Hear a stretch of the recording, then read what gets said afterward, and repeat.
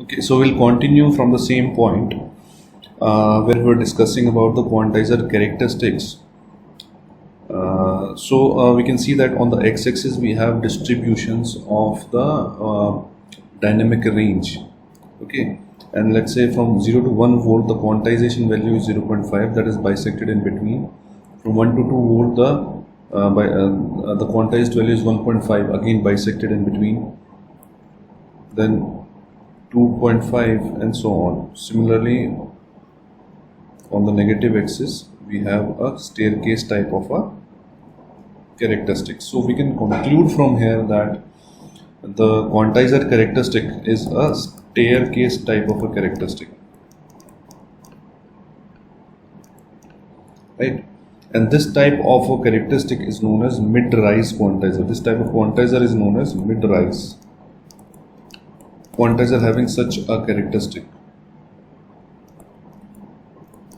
The reason we call it mid-rise because if you look at the staircase approximation, so this is the rise portion, and this portion is known as tread portion. Okay, so if the origin lies in the rise portion, so if the origin lies in the rise portion as is in this case, so it is the mid-rise type of a quantizer. And if the origin lies in the tread portion, it is known as the tread quantizer, mid-tread quantizer, mid-tread quantizer. So there are two different types of quantizer depending on the type of characteristic that they follow. If the origin lies in the middle of the tread portion, that is mid-tread quantizer. If it lies in the middle of the rise portion, it is mid-rise quantizer. These are the two different types of quantizer possible depending on the type of the characteristic. Okay. Okay. Now, next we'll have a brief idea about the regenerative repeaters that are being used.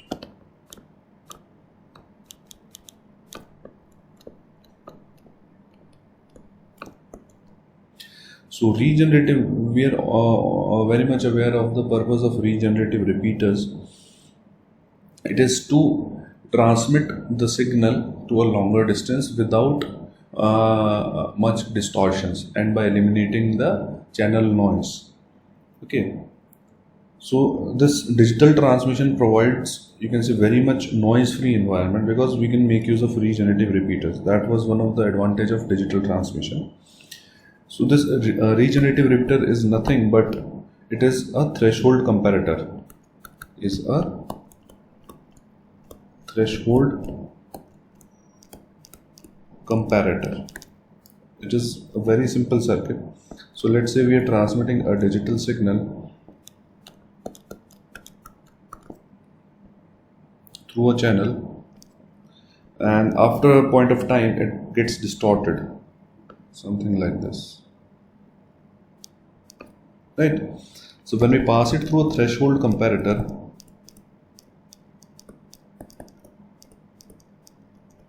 or a regenerative repeater will get a fresh signal, right? That will be further transmitted, and when it gets distorted, it again gets passed through a regenerative repeater. So for efficient digital communication system, the distance between the regenerative repeaters should be less. It should not be very high so that the signal is completely lost. Alright. So the number of this number of regenerative repeaters in a channel, it depends on the, first of all, distance between the transmitter and receiver. So if you talk about the number of RR, it depends on, first of all, distance between transmitter and receiver, and secondly, quality of the channel also. If the quality of channel is really good, we are using a wired kind of a channel where the signal distortion possibilities are very less. In that case, the number of regenerative repeaters required are obviously less, and when we're using a channel having very poor quality, so obviously signal distortion will be on the higher side, so more frequent use of regenerative repeaters would be required in that case. Next, once we sample a signal and then we quantize it, then we get the signal in a limited number of you can say samples, right? Suppose we had a continuous signal, we sample it,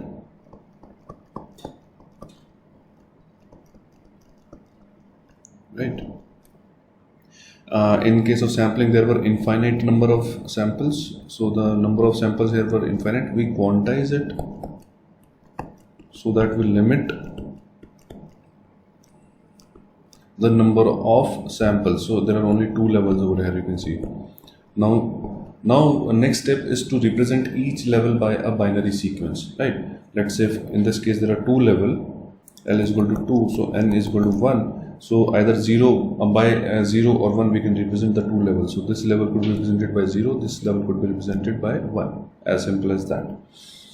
The next step is electrical representation of binary signals. So now these samples are represented in binary sequence. Then after that we need to represent this binary sequences in electrical form. Electrical waveforms, so representation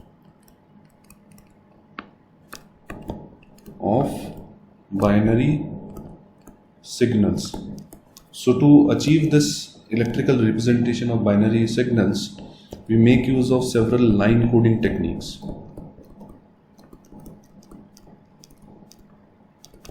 Here we'll discuss few of the line coding techniques in brief, and you'll study about these line coding techniques in detail in your coming subjects like digital communication. So one of the very simple kind of a line coding technique is your on-off line coding technique, where 0 is represented by on pulse, or sorry, 0 is represented by a 0 volt level, and 1 is represented by a positive level. Second type is NRZ. NRZ stands for non-return to 0. So in this case 0 is represented by a positive level, 0 is represented by a negative level, and 1 is represented by a positive level. Third one is RZ. RZ stands for return to 0. So in this case 0 will be represented by 0 volt, and 1 will be represented by this bit duration will be divided into half, so TB by 2 and TB by 2. So one half will be represented by a positive level and other half by 0 volts. The entire bit duration of 1 will be divided into two halves of equal durations, and it will be represented by half will be represented by a positive level, then half followed by 0 volts. Next type is your differential encoding.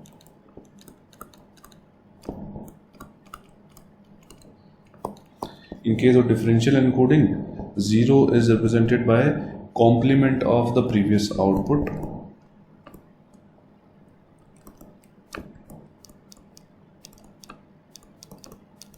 and 1 is represented by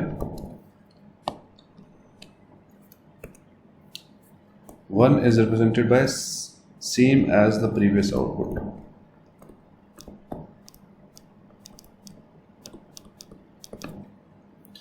And next one is a Manchester encoding.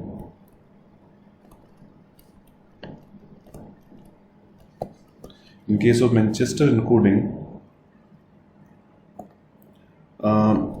for both 0 and 1, the entire bit duration is divided into half, TB by 2, TB by 2, and first, in case of 0 bit, the waveform would be negative for the first half of the bit duration and positive for the next half. and for 1 it will be opposite. It will be again divided into two halves. The bit duration will be divided into two halves, and it will be represented by positive and negative voltage level in sequence. Okay, so let us have a look at the example, then that will give you a better picture of these encoding techniques. These are the 5 important techniques, and there are several variants of these techniques available as well. So let's say we start with a bit sequence, a binary sequence 1 0 1 0. A very simple sequence is considered.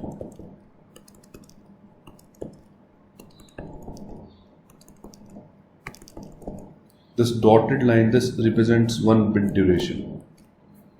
Okay, so first technique was on off.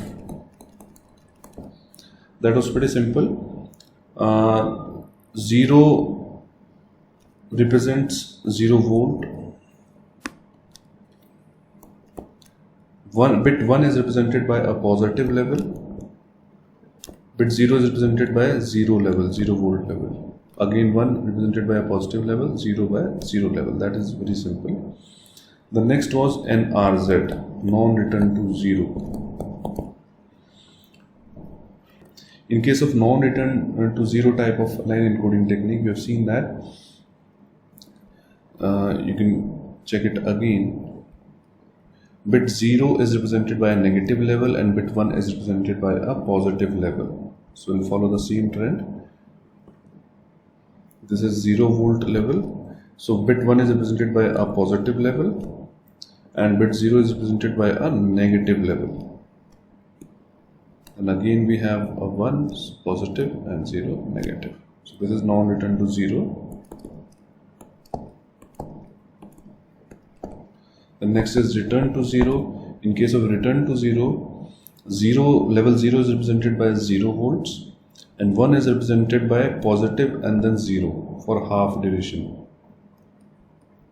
So let's say this is the 0th voltage level. So first is bit 1. Right, this was bit 1.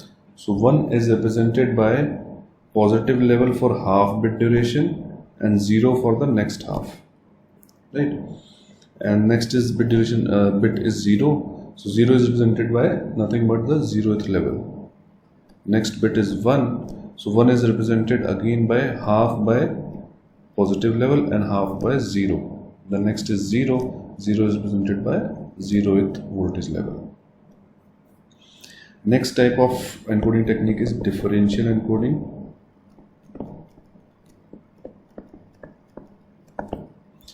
So in case of differential encoding technique, we have seen that 0 is represented by complementary of previous level and 1 is represented by same as previous level. Okay, so let us start from 0th voltage level. This was bit 1, this is 0, then 1, then 0, right? So bit 0 is represented by complementary of the previous level. Previous level is 1, so complementary level will be positive voltage, right? Next bit is 1. 1 is represented by the same level, same voltage level, that will be this positive voltage level. Next bit is 0, it is represented by complementary of the previous output. So this was the high, previous output was high, so next will be complementary is 0 volt. Next is Manchester encoding.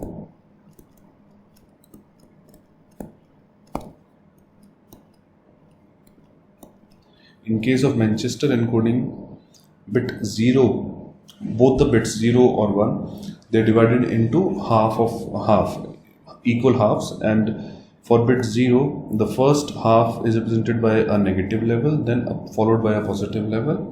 For bit 1, it is opposite, a positive level followed by a negative level. Let us see how. First bit is 1, then 0, then 1, then 0, right? For 1, half of the bit will be positive level and half of the bit would be negative level. This is 0 volt level. For bit 0, half of the bit will be negative level first, then the other half will be positive level. Bit 1, half of the bit is positive, then half is negative. 0, half negative, half positive. So this is how we can represent the binary sequence in form of electrical waveforms, which is must for the transmission, signal transmission. Okay, next we'll have a look at the noises in the PCM system.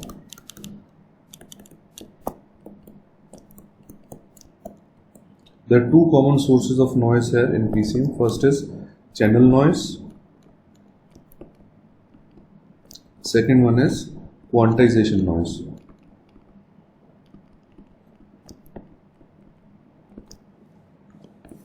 The channel noise, it can be easily eliminated with the help of the regenerative repeaters. So channel noise can be eliminated with the help of regenerative repeaters. Second type of noise is quantization noise, which persists in a digital communication system. Although we can reduce or we can limit this quantization noise by changing some parameters. Let us see how. Let us discuss quantization noise in detail.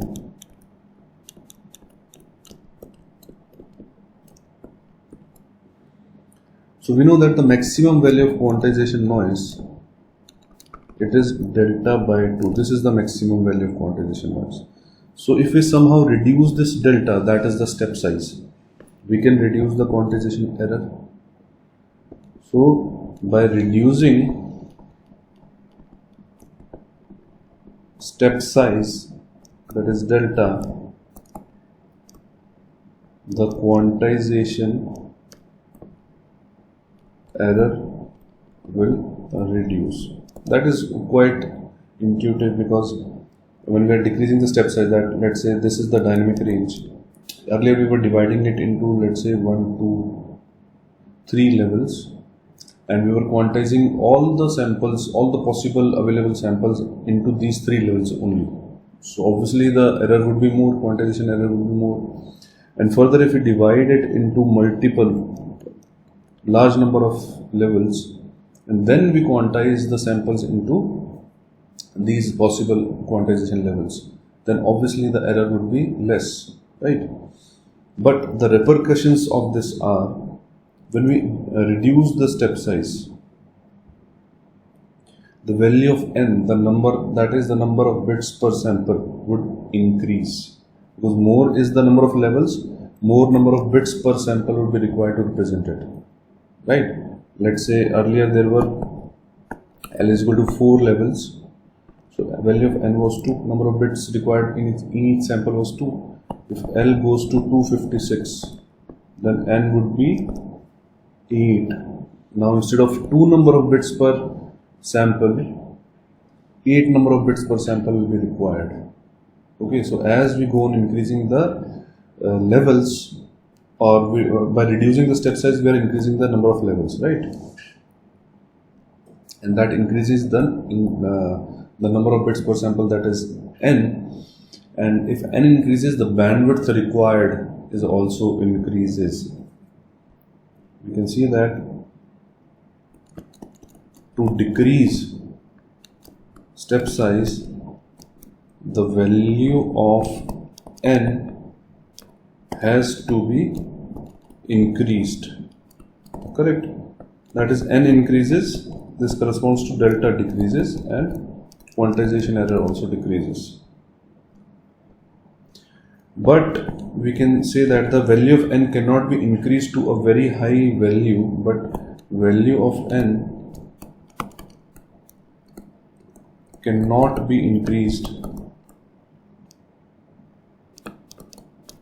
to a much larger value, because when n increases, correspondingly bandwidth increases, that is n fs by 2, that increases because bandwidth is n fs, right? So if this n increases, so bandwidth will also increase. Hence the value of n should be such that bandwidth is not high and QE is minimum. Hence we can say that hence the value of n should be chosen such that first of all bandwidth is not high, and secondly quantization error is minimum. Okay, so there has to be some trade-off because we cannot achieve the two things simultaneously. So there has to be a trade-off between the two so that we come out with a optimal value of n. Okay, so that is all for this lecture. In the next lecture we'll have a look at the quantization noise power and its corresponding signal to quantization noise ratio, and then further we'll move on to the different types of with different variants of PCM, that is differential PCM, delta modulation, adaptive delta modulation, and so on. Thank you.